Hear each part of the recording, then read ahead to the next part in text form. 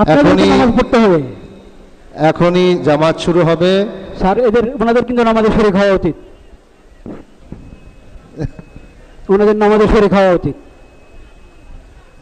মুসলমানে হবে, অধিকাংশ মুসলমান হওয়ার কথা।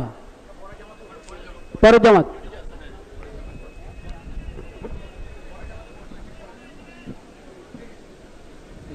ঈদ উল ফিতরের জামাত শুরু হচ্ছে, আমরা সকলে প্রস্তুতি গ্রহণ করি। এটা আছে তো।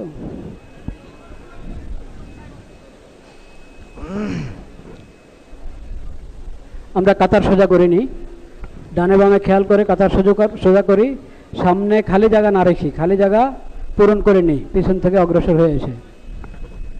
আর রাস্তায় বিচ্ছিন্নভাবে নামাজ না পড়ি, মানে মাঠের কাতারের সঙ্গে যেন কাতার মিলিত হয় ওটার খেয়াল করি আমরা।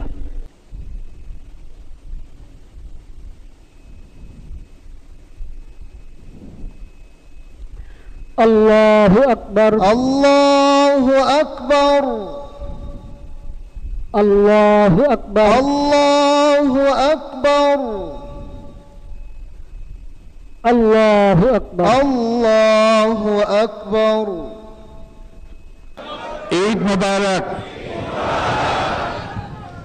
আজকের দিনে আমরা প্রার্থনা করি যেই নৈকট্য আজকের দিনে আমরা শুরু করলাম, এই নৈকট্য এবং এই ঐক্য জাতির জন্য যেন স্থায়ী হয়, আমরা যেন একটা ঐক্যবদ্ধ জাতি হিসেবে সামনে এগিয়ে যেতে পারি। যারা আত্মত্যাগ করেছেন, যারা নতুন বাংলাদেশের স্বপ্ন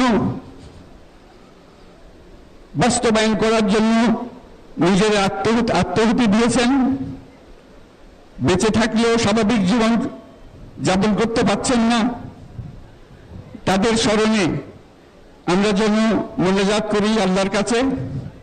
আমরা অবশ্যই সেই স্বপ্ন বাস্তবায়ন করবই। শত বাধা সত্ত্বেও, যত বাধাই আসুক, আমরা ঐক্যবদ্ধ জাতি হিসেবে এই নতুন বাংলাদেশ গঠন করব ইনশাল্লাহ। এই মোনাজাতটা আপনারা সবাই মিলে একসঙ্গে করবেন। ধন্যবাদ সবাইকে। ঈদ মোবারক সবাইকে।